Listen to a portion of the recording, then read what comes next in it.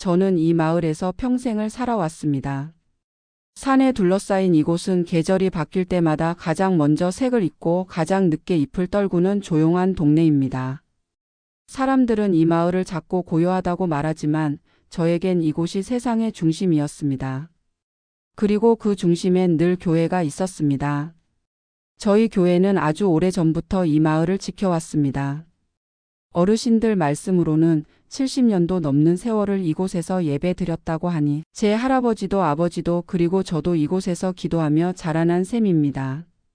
어릴 적 저는 예배당 앞 계단에 앉아 친구들과 뛰놀았고 교회 종소리를 들으며 잠에서 깨던 주일 아침의 기억이 아직도 생생합니다. 고등학생이 되어선 주보를 접고 청년이 되었을 땐 찬양대를 섬기며 열심히도 다녔습니다. 그때는 교회당이 좁을 만큼 성도들이 꽉 찼고 새가족도 많았으며 예배 후엔 늘 마당에서 북적거리는 웃음소리가 흘러나오곤 했습니다. 그 시절은 단지 숫자가 많았다는 것이 아니라 모두의 마음이 하나로 모였던 시간들이었습니다. 교회는 우리 마을의 심장이었고 그 안에서 우리는 믿음으로 함께 숨쉬고 있었습니다. 시간이 흐르며 마을은 조금씩 달라졌습니다. 자식들이 하나둘 도시로 떠났고 젊은 세대들은 좀처럼 돌아오지 않았습니다. 예배당 안에 빈자리는 점점 늘어났지만 그래도 매주 빠짐없이 모이는 얼굴들이 있었습니다. 권사님들, 장로님, 집사님들 이름만 들어도 마음이 따뜻해지는 분들입니다. 주일이면 어김없이 성경을 품에 안고 교회로 향하고 예배 전엔 서로의 안부를 묻고 예배가 끝나면 남은 의자들을 조용히 정리하고 가시는 손길들. 화려하지 않지만 진심이 있고 많지 않지만 단단한 분들입니다. 예배당은 이제 조금 낡았습니다. 벽은 군데군데 빛이 바랬고 장의자의 나무 틈은 오래된 시간의 흔적을 고스란히 보여줍니다. 그런데도 이곳은 참 포근합니다.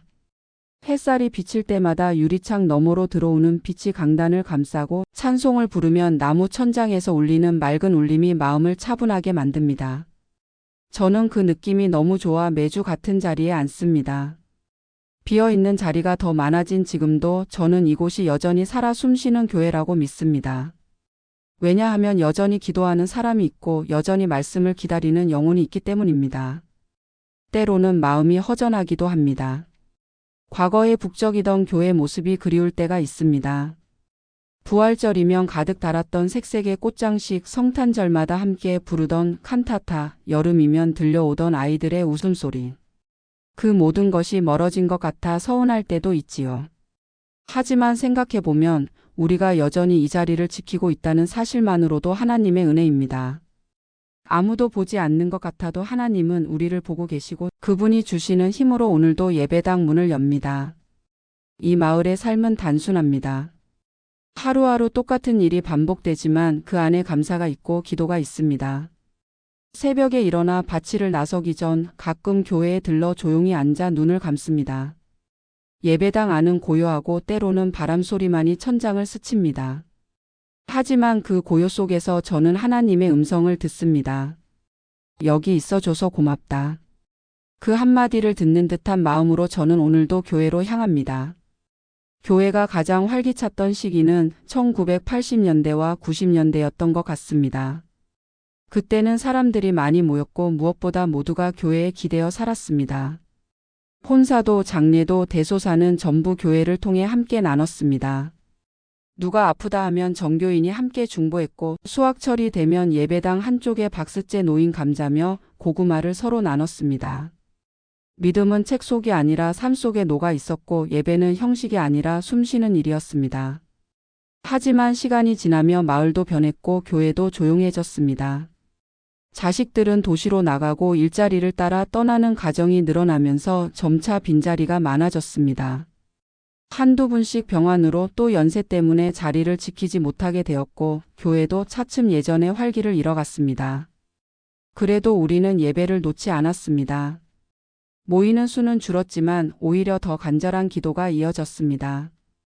강단 앞에서 혼자 울며 기도하는 권사님의 기도가, 성경을 더듬어 읽는 장로님의 목소리가, 반주기를 따라 찬송 부르는 몇 사람의 소리가 더 깊게 마음에 스며들었습니다. 예배 인원이 많지 않아도 저는 주일마다 예배당을 찾아갑니다. 강당 꽃꽂이를 하며 혼잣말처럼 기도하고 자리를 닦으며 생각합니다. 오늘도 하나님은 이 자리에 먼저 와 계시겠지. 말씀을 전하시는 목사님도, 늘 같은 자리에 앉는 권사님도, 주보를 조용히 챙겨오는 집사님도 모두가 이 교회를 지켜낸다는 마음으로 서 있습니다. 누구 하나 큰 소리 내지 않지만 마음속에 담긴 그 믿음은 단단합니다. 특히 제가 깊이 존경하는 노 권사님 한 분이 계십니다. 연세가 80을 넘기셨지만 새벽마다 교회로 걸음을 옮기십니다. 보행 보조기에 성경과 찬송가를 꼭 실어 오시고 예배당 문 앞에 앉아 조용히 무릎을 꿇고 기도하십니다. 가끔은 다리가 아파서 못 나오시겠다는 말씀을 하시면서도 정작 예배 시간에는 늘 자리에 앉아 계십니다. 그분의 기도 소리를 들으면 마음이 무너질 듯 뭉클해집니다. 주님, 이 교회가 아직 살아있음을 잊지 않게 해주옵소서. 그분의 기도는 저의 기도이기도 합니다. 지금 우리 교회는 숫자로 말하면 적을 수 있지만 기도의 밀도는 결코 낮지 않습니다. 한 사람 한 사람의 믿음이 소중하고 그 작은 불씨들이 모여 교회를 따뜻하게 지키고 있습니다. 그리고 그 속에서 저는 다시 깨닫습니다. 예배당이 크고 사람이 많은 것이 중요한 게 아니라 하나님 앞에 진실하게 나아오는 마음이 교회를 세운다는 것을요. 찬양을 부를 때 목소리가 부족할 수는 있지만 하나님께는 그 마음의 울림이 더 크다는 걸 믿습니다.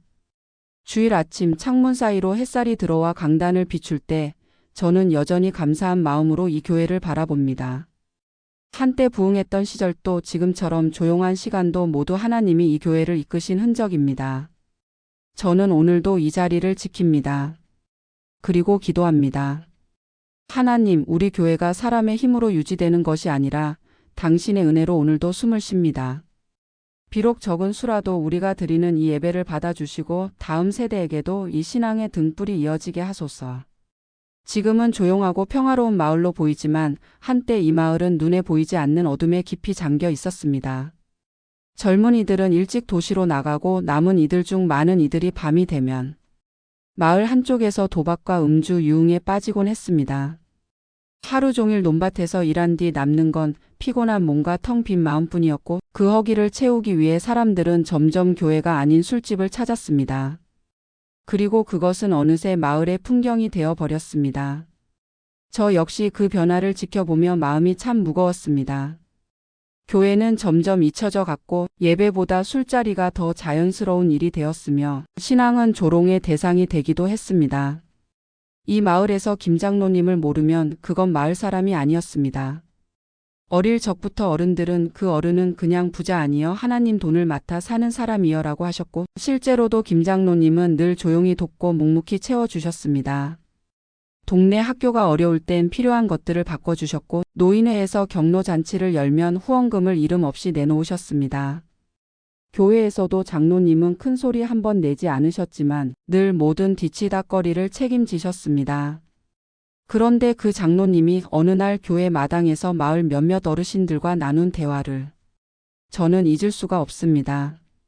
교회를 새로 짓겠습니다. 그리고 제가 그 비용 전액 다 감당하겠습니다. 처음엔 다들 놀랐고 어떤 분은 손사래부터 치셨습니다. 아이고 장로님, 요즘이 어떤 세상인데 교회를 혼자서 지으시겠다고요? 장로님은 그 말에 조용히 웃으셨습니다. 교회가 무너지면 마을이 무너지고 예배가 사라지면 희망도 사라집니다. 마을 분위기를 바꾸려면 먼저 하나님의 집부터 바로 세워야지요. 그로부터 얼마 후 교회는 새롭게 건축을 시작했습니다.